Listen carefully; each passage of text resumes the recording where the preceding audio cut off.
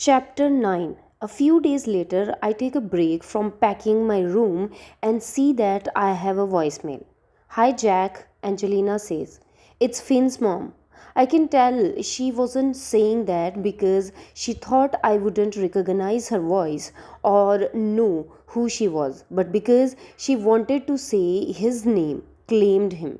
I swallow the lump in my throat and try to focus on the point of her call.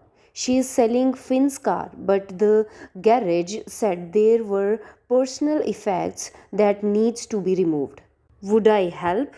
I'm surprised Finn kept his car so clean that it became a joke on the soccer team. I call her back and get the address of the garage where his car was towed after the accident. They say I can come by today if that works for me, and it's a task I want to get over with. So I head over. The man leading me out of the lot seems to have no idea that tragedy has struck. As he unlocks the gate, he turns to me and says, damage was minimal. You sure your mom wants to sell? I shrug. I'm holding Finn's keychain, one of the last thing he ever touched. I squeeze it and think about time travel again. It would be so easy to save Finn's life if it weren't for time and space. If you're sure you don't want us to fix her up, empty her out, and well, have you signed something for your mom in our office? I don't bother correcting him before he walks away. Finn's little red car. Like being in his house, I should have expected his flood of memories. There's the first time I saw this car, Finn proud but embarrassed to be proud, driving me around the block once before dinner because my mom was only letting me go because she had a soft spot for Finn. The late nights after a party, the early mornings before soccer practice. Sometimes we bickered. Sometimes we laughed. Mostly we listened to music and didn't realize that we had a limited time together.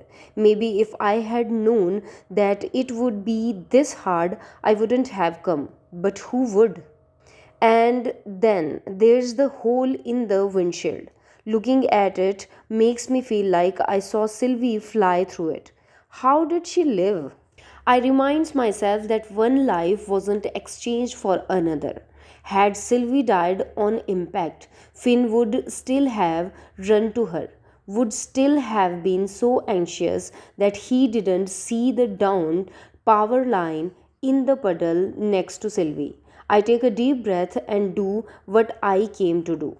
There isn't much. I grab this stack of CDs and an umbrella from the front. From the trunk, I retrieve his jumper cables and first aid kit. There's taco and candy wrappers in the back seat, which is a surprise bordering on shock. It's only because of those wrappers that I look underneath the front seat.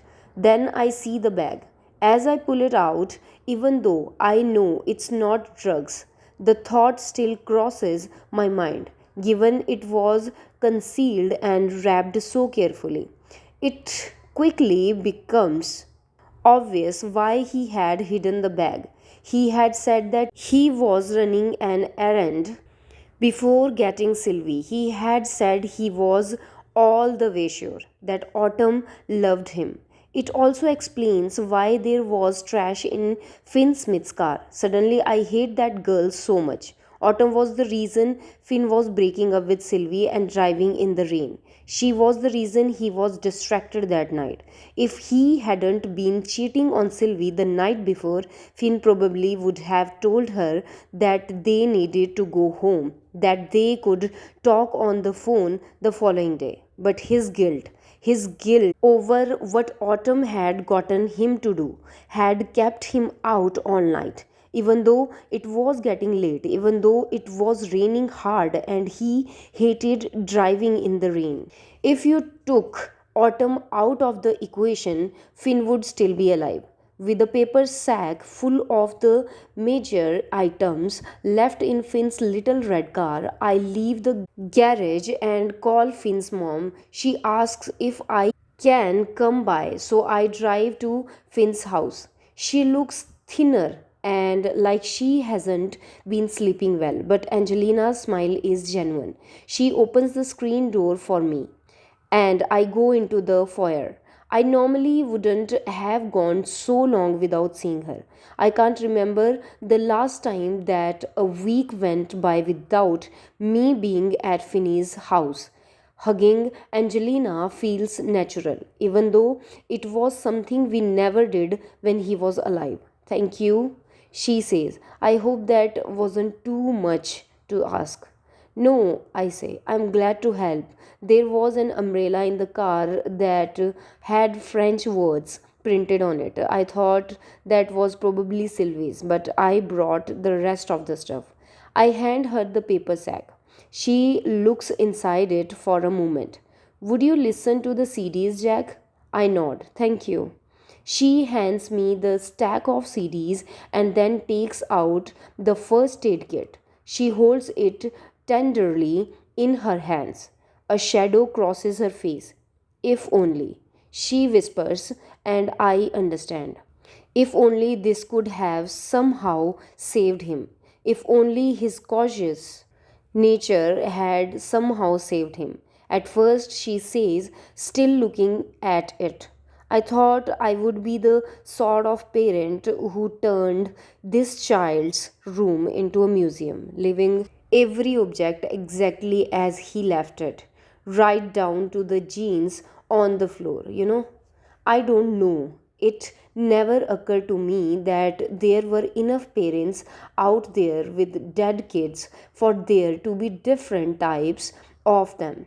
It seems like a whole secret world of people I never considered before I can think on it much. Angelina continues. But I saw someone at a stoplight asking for change the other day, and he was wearing pants that were too short. And I thought he needs pants like Finny's, and I knew what he would have wanted me to do.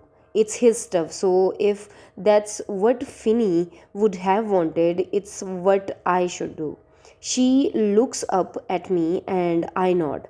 I could drop off stuff or I trail off as Angelina frowns. Autumn isn't ready to let go of a lot of things in Finny's room yet. When I told her about wanting to donate Finny's clothes, well, she knows that I'm donating them by Christmas and she's keeping the jeans that were on his floor. She shakes her head. I'm sorry, the point of this was to say that I will keep the first aid kit in my car. But do you need a pair of jumper cables? Yeah, actually. Finn had mentioned once or twice that I should have some and a first aid kit, but he had have settled for jump cables at least. I had liked to think of you using them, Angelina says. Not that I wish you car trouble, but like the CDs and his clothes, I want his things out there in the world being used. Yeah, I get that. I say, I hope Autumn lets you do what you want with his stuff. Another shadow crosses her face. Autumn is having a hard time accepting the reality of the situation, she says. It's not that she wouldn't let me, it's that her voice trails off again, like she's watching a scene play out in her mind. Angelina bites her lip and shakes her head. I'm sorry, Jack. Autumn will be fine in time. I think I worry even more about her now because I can't worry about him. For the first time since she opened the door, tears come to her eyes. She's coming to Springfield, right? Angelina shakes her head. Maybe next year. Autumn needs more time. She repeats. Oh, I say. I'm so excited for you, Jack. Angelina's trying to change the tone of our conversation. College will be good for you. It's a whole new world. Yeah, I try to match her upbeat tone. And next year you will be able to show Autumn the ropes. She tries to smile. Of course, I say. Tell her I said hi. I will. Angelina reaches out like she's going to stroke my hair, then she rests her hand on my shoulder. Thank you for being such a good friend to us all. Perhaps I'm not a good as she thinks because I don't tell her about the plastic bag under the seat that was meant for Autumn. I don't take it next door to her. I don't throw it out either. I put Finny's jumper cables in my trunk and leave his gift for Autumn hidden under my driver's seat, the way it had been hidden in his car. I can't get rid of it. It tethers him to this world, but it's also a symbol of how chasing her had killed him in the end. Autumn will be fine without it. Angelina said so.